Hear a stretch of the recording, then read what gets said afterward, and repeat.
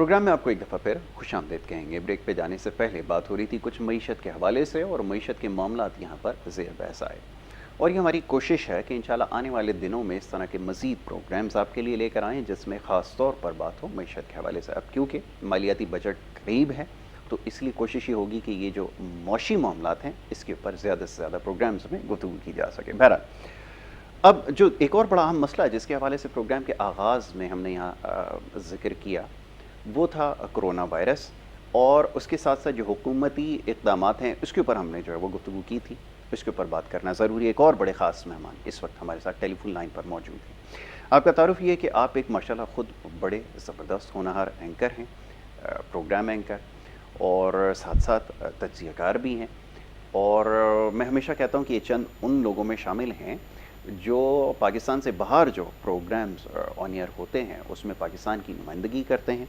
इसके अलावा एक बेहतरीन टीचर भी हैं, और साथ साथ आप एक ब्यूरोक्रेट भी हैं, और आप बिज़नेस के मामलात को भी समझते हैं। माशाल्लाह पोर्टफोलियो आपका बड़ा तवील है। इस वक्त हमारे साथ क्योंकि टेलीफोन लाइन पर मौजूद हैं, उन्हें मैं खुशामदीद कहूँगा, और उनसे आज जो मामलात यहाँ पर ज़ेर बहस आएंगे वो कोरोना वायरस के हवाले से। तो सबसे पहले तो मौजूद मेहमान हुसैन थेबो साहब को मैं खुशामदीद कहूँगा। बहुत शुक्रिया हुसैन थेबो साहब प्रोग्राम में वक्त देने के लिए। सर बहुत शुक्रिया आपका, very kind words, I am really humbled. Thank you. अच्छा हुसैन थेबो साहब, ये फरमाइएगा कि हो जो देखने वाले हैं प्रोग्राम वो ये अक्सर सवाल पूछते हैं कि ये जो कोरोना वायरस की वजह से जो इक़दामात किए जा रहे हैं, ठीक है लोग इसको तस्लीम कर भी लें, लेकिन ये कल तक एक बड़ा मसला ये रहा कि शहर कराची में जो लोड शेडिंग है, जो गैर एलानिया लोड शेडिंग है, उसमें हमेशा इजाफा हो जाता है इस सीज़न में। तो ये कैसे मुमकिन है कि लोगों को घरों पर महसूर किया जाए, उनको पाबंद किया जाए कि वो घरों से बाहर ना निकलें, और साथ साथ लोड शेडिंग का सिलसिला भी जारी रहे? तो एक आम शहरी, एक पाकिस्तानी सवाल ये करता है कि जो बिजली की तकसीमकार कंपनी इस शहर में है, ये किसी के मातहत है? क्या कोई यहाँ पे चेक एंड बैलेंस है? क्या कोई इन मामलात को देख रहा है? किसी से जाकर इस बारे में सवाल किया जा सकता है? मैं चाहूँगा पहले इस हवाले से थोड़ी सी गुफ्तगू कीजिए। जी ज़रूर। मैं आपसे पहले तो गुजारिश करूँ कि ये जो कोविड आई है, कोविड एक ऐसी बीमारी है जो आपको मिलने से हो रही है, सोशल गैदरिंग से हो रही है, लोगों के अट्रैक्शन से हो रही है। तो इसमें एक बात तो अच्छी ये है कि हुकूमत को जितनी भी SOP इम्प्लीमेंट करनी चाहिए, ये अच्छी बात है, इससे हम कोई दो राय।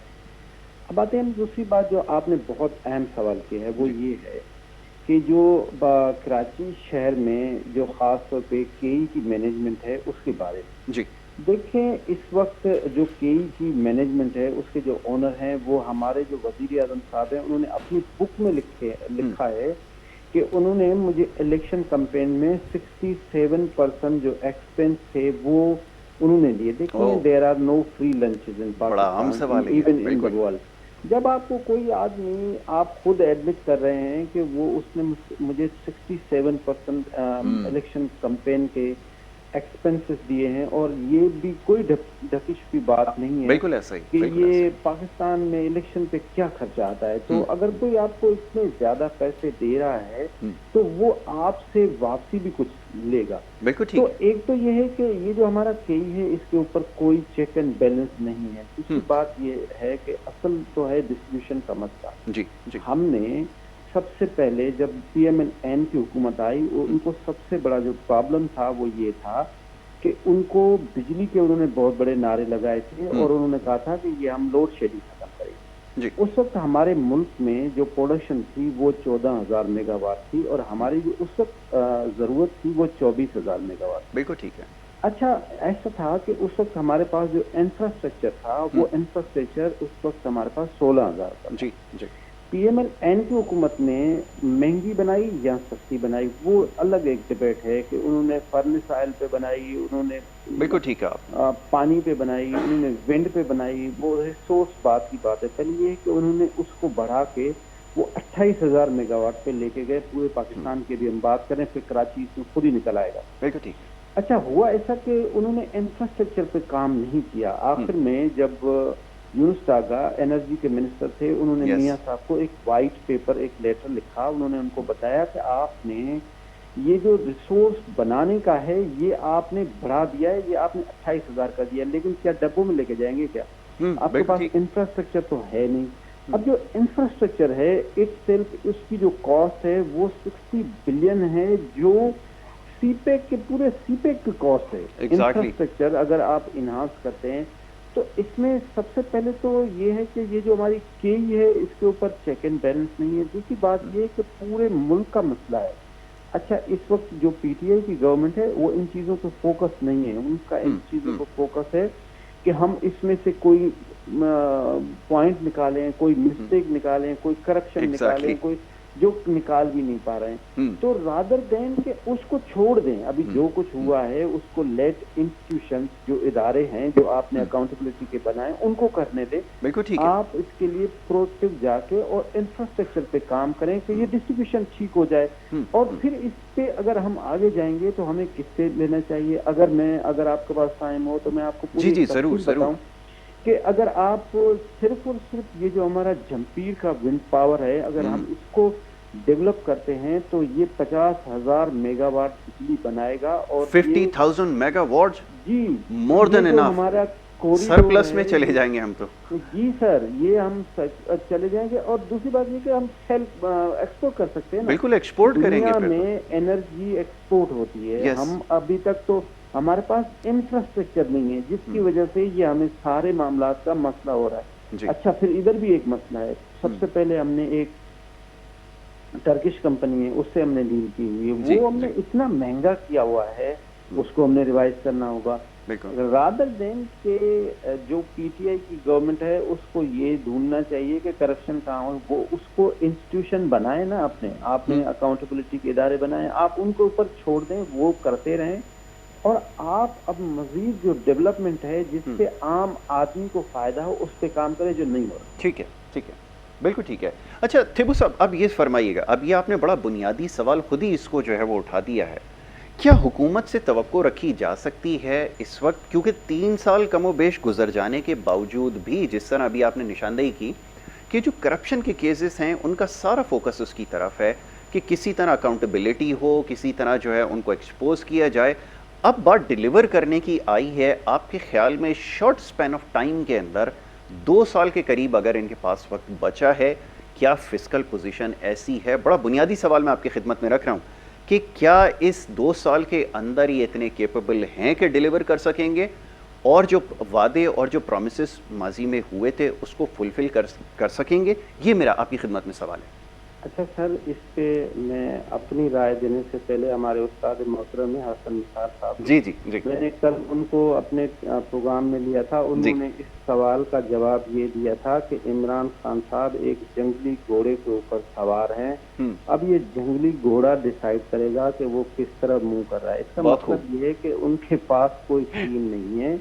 جب تک آپ سسٹینیبلٹی کریٹ نہیں کریں گے تب تک آپ کیسے ڈیلیور کریں گے؟ اگر کوئی بھی آپ چھوٹا ادارہ لے لیں، جو ہم چھوٹا ادارہ بھی اگر چلاتے ہیں تو ہمیں 6 مہینے 8 مہینے تو سمجھنے میں لگتے ہیں. ایسا ہی ہے. تو کوئی بھی جادوگر آ جائے اس کو آپ 8 دن پہلے اس کی تعریف کر رہے ہوتے ہیں کہ ابھیشیک بہت اچھا ہے، ہم اس کو سینیٹر بنا رہے ہیں، اس کو منسٹر بنا رہے ہیں، اس کو پھر کچھ دن کے بعد آپ اس کی برائی کرنا شروع کر دیتے ہیں کہ نہیں یہ اچھا نہیں ہے، ہم ایک ترین صاحب لا رہے ہیں. پھر آپ کو کل پتہ چلے گا کہ آپ ادھر یاسر صاحب آ گئے، پھر آپ کو پتہ چلے گا میں. تو اس طرح سے جب تک آپ ٹیم کے اوپر ریلائبلٹی نہیں رکھیں گے، سسٹینیبلٹی نہیں رکھیں گے، تب تک آپ ڈیلیور کیسے کر پائیں گے؟